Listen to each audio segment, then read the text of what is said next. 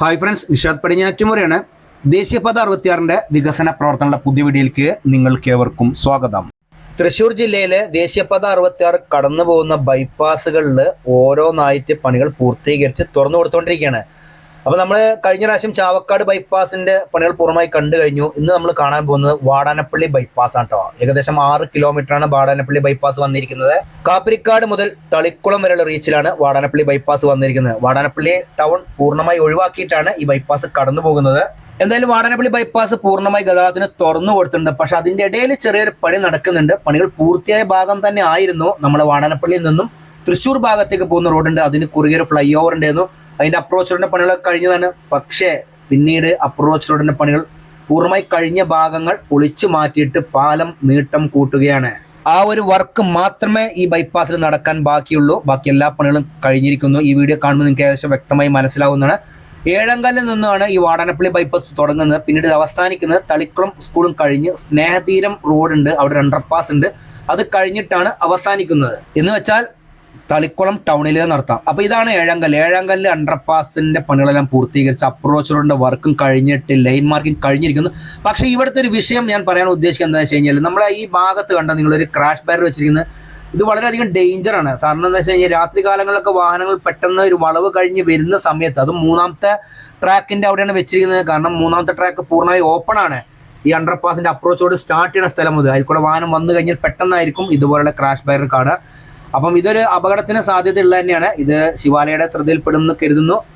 അപ്പോൾ എന്തായാലും രാത്രി കാലങ്ങളിൽ ഇതുപോലുള്ള പൂർത്തീകരിച്ച റോഡുകൾ പണികൾ കംപ്ലീറ്റ് ആയിട്ട് കഴിഞ്ഞിട്ടില്ല, ഓപ്പൺ ആയിട്ടുണ്ട് എന്ന് മാത്രമേ തന്നെ ഉള്ളൂ. അപ്പോൾ അതിൽ കൂടെ യാത്ര ചെയ്യുമ്പോൾ പ്രത്യേകം ശ്രദ്ധിക്കുക. ഈ സമീപപ്രദേശത്തുള്ള ആളുകളാണെങ്കിൽ അങ്ങോട്ടും ഇങ്ങോട്ടും പോകുമ്പോൾ അവർക്ക് ഏകദേശം ഒരു ഐഡിയ ഉണ്ടാവും, ഇന്ന സ്ഥലത്ത് ഇന്ന മാതിരി ഉണ്ട്. പക്ഷേ ദീർഘദൂര യാത്രക്കാരുണ്ട്, വേറെ സ്ഥലത്തു നിന്നൊക്കെ വരുന്ന ആളുകൾക്ക് ഇതുപോലെയുള്ള ക്രാഷ് ബാരിയർ പെട്ടെന്ന് കാണുമ്പോഴേക്കും വിഷയം വരിക കേട്ടോ. അതുപോലെ തന്നെ ഈ വന്ന അണ്ടർപാസിന്റെ അപ്രോച്ച് റോഡിന്റെ അവിടെയും കുറച്ച് വിഷയങ്ങളുണ്ടായിരുന്നു. ഒന്ന് പൊളിച്ചിട്ട് രണ്ടാമതും പണിതാണ്. അങ്ങനത്തെ വർക്കൊക്കെ കംപ്ലീറ്റ് ആയിട്ടുണ്ട്. അന്ന് തന്നെ ഏകദേശം പണികളൊക്കെ പൂർത്തീകരിച്ചുകൊണ്ടിരിക്കുന്നത്. പക്ഷേ ഇവിടെ ഒന്നും വർക്ക് നടന്നിട്ടുണ്ടായിരുന്നില്ല കേട്ടോ. ഇവിടെയൊക്കെ ലൈൻ മാർക്കിങ്ങിന്റെ വർക്കും അതുപോലെ തന്നെ പിന്നെ അത് ഒരു ഭാഗത്ത് അപ്രോച്ച് റോഡിന് മണ്ണിട്ട് ഉയർത്തുന്ന പ്രവർത്തനങ്ങളൊക്കെ നടന്നുകൊണ്ടിരിക്കുകയായിരുന്നു. എന്നാലും ഇപ്പം എല്ലാ പണികളും പൂർത്തീകരിച്ചിട്ടുണ്ട്. അതുപോലെ തന്നെ 2 FOBകൾ നമ്മൾ ഈ വാടാനപ്പള്ളി ബൈപ്പാസിൽ വന്നിട്ടുണ്ട്. അതുകൂടാതെ 2 അണ്ടർപാസുകൾ ഇവർക്ക് ലഭിച്ചിട്ടുണ്ട് എക്സ്ട്രാ. പിന്നെ വേറെ കാര്യം എന്ന് വെച്ച് കഴിഞ്ഞാൽ, ഇവിടെ സർവീസ് റോഡ് ഇവിടെ ഏഴാങ്കല്ലിൽ വന്ന അണ്ടർപാസിന്റെ അപ്രോച്ച് അവസാനിക്കുന്ന സ്ഥലത്തോടു കൂടി അവസാനിക്കുന്നതാണ്. നമ്മൾ ചേറ്റുവ ഭാഗത്തു നിന്നാണ് വരുന്നത് കേട്ടോ. അതുപോലെ തന്നെ ഇവിടെയാണ് ടിപ്പു സുൽത്താൻ റോഡ് ക്രോസ് ചെയ്യുന്നുണ്ട്. ആ ക്രോസ് ചെയ്യുന്ന റോഡ് കഴിഞ്ഞിട്ടാണ് പിന്നീട് FOB വന്നിരിക്കുന്നത്. നല്ലൊരു കാര്യം തന്നെയാണ്. പക്ഷെ വേറെ കാര്യം എന്ന് വെച്ച് കഴിഞ്ഞാൽ ഇവിടെ സർവീസ് റോഡ് ഇല്ലാത്തൊരു വിഷയങ്ങളൊക്കെ ഉണ്ട്. എന്തായാലും കഴിഞ്ഞ പ്രാവശ്യം വന്ന സമയത്ത് നമ്മൾ 2026 ഫെബ്രുവരിയിലാണ് നമ്മൾ ഈ ഭാഗത്ത് വരുന്നത് കേട്ടോ. അന്ന് ഇതിൻ്റെയൊക്കെ വർക്ക് നടന്നുകൊണ്ടിരിക്കുകയാണ്. ഇപ്പം ഏകദേശം ഫെബ്രുവരി കഴിഞ്ഞാൽ March, April, May, June, July 5 മാസം കൊണ്ട് നല്ല മാറ്റമാണ് നമ്മൾ ഈ വാടാനപ്പള്ളി ബൈപ്പാസിൽ വന്നിരിക്കുന്നത്. ഈ വാടാനപ്പള്ളി ബൈപ്പാസ് ഉണ്ടല്ലോ, ഭാഗികമായി പണി തീർന്നപ്പോൾ തന്നെ ആളുകൾ ഇതിൽ കൂടെ യാത്ര ചെയ്ത് തുടങ്ങിയിട്ടുണ്ട്. അന്ന് നമ്മളെ ഈ വാടാനപ്പള്ളിയിൽ നിന്നും തൃശ്ശൂർ ഭാഗത്തേക്ക് പോകുന്ന റോഡിന് കുറുകിയായിട്ട് ഫ്ലൈ ഓവർ ഉണ്ടായിരുന്നു.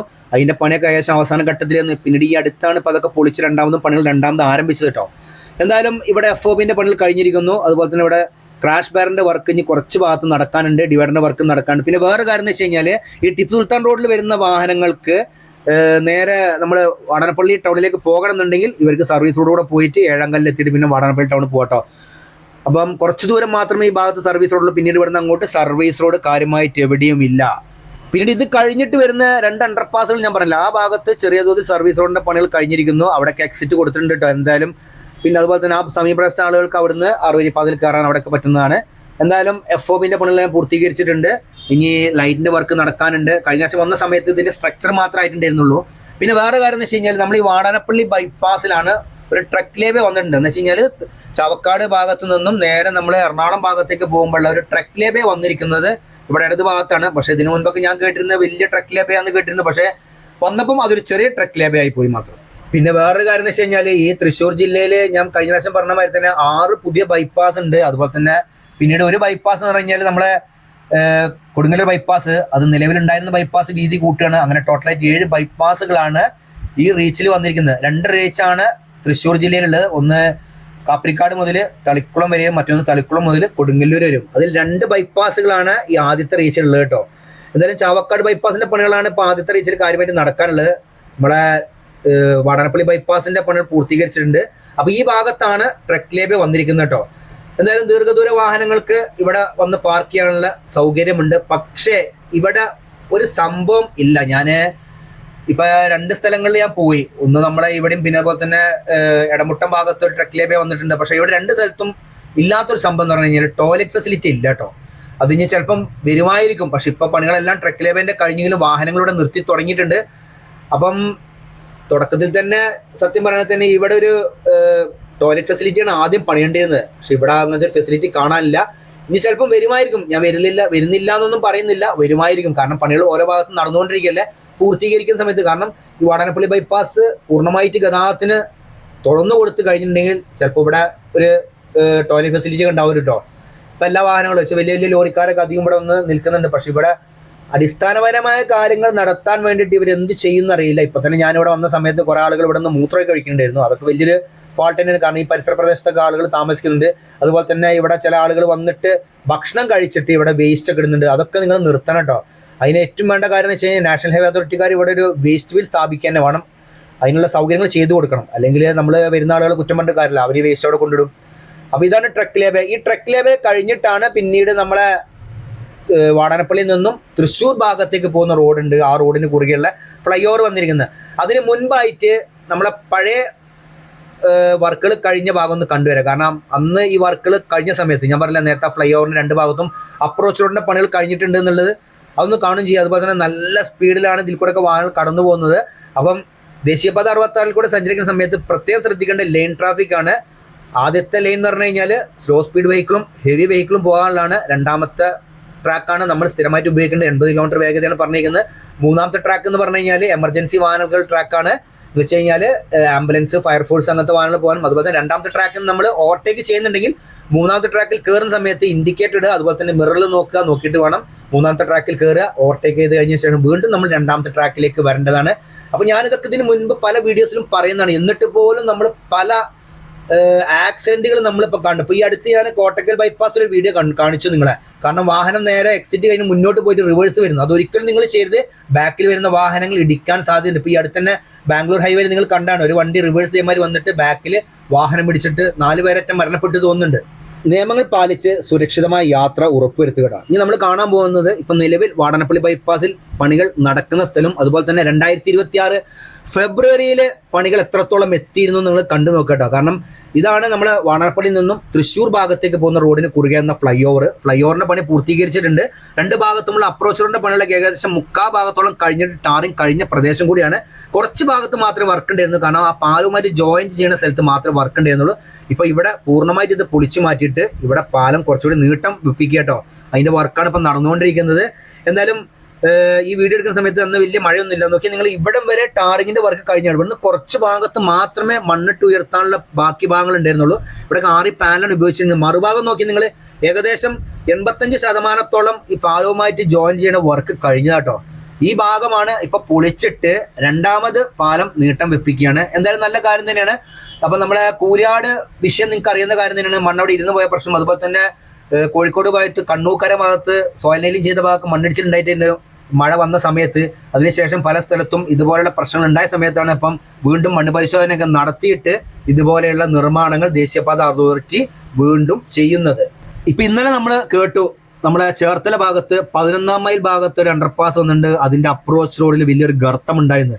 അത് പറയുന്നത് എന്താ വെച്ച് കഴിഞ്ഞാൽ അടിഭാഗത്തു കൂടെ ജപ്പാൻ കുടിവെള്ള പദ്ധതിന്റെ പൈപ്പ് ലൈൻ പോകുന്നുണ്ടെന്നൊക്കെ പറയുന്നുണ്ട്. പക്ഷെ അതൊന്നും കാര്യമായിട്ടുള്ള കാര്യങ്ങളല്ല. നമ്മള് ഇത് ഇന്നോ നാളെ മാത്രം വാഹനം ഓടേണ്ട റോഡും കൂടി അല്ല.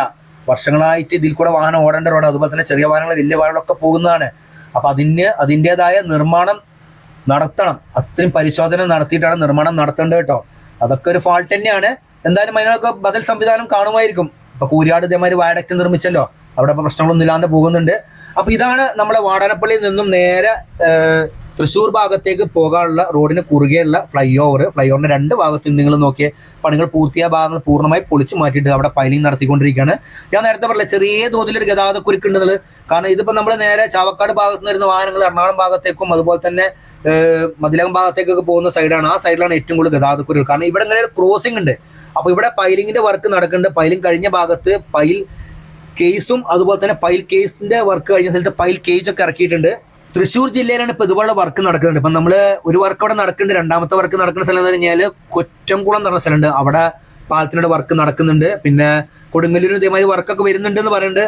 അപ്പോൾ ഇതാണ് ഫ്ലൈ ഓവർ ഒക്കെ നല്ല അത്യാവശ്യം നല്ല വലിയ ഫ്ലൈ ഓവർ തന്നെ. പക്ഷേ ഇതിന്റെ രണ്ട് ഭാഗത്തുമുള്ള റോഡ് വളരെ എന്താ പറയാ മണ്ണിന് ബലക്കുറവുള്ളതുകൊണ്ടാണ് ഇപ്പൊ ഇവിടെ ഇതുപോലുള്ള നിർമ്മാണം രണ്ടാമത് നടത്തേണ്ടി വന്നത്. ഇല്ലാന്നുണ്ടെങ്കിൽ പണികൾ പൂർത്തീകരിച്ച് ഇപ്പൊ ഇതിന്റെ മുകൾ ഭാഗത്ത് കൂടെ പൂർണ്ണമായിട്ട് ചാറുവരിപ്പാതിൽ കൂടെ പൂർണ്ണമായിട്ട് വാഹനങ്ങൾ ഓടി തുടങ്ങിയിട്ടുണ്ടായിരുന്നു.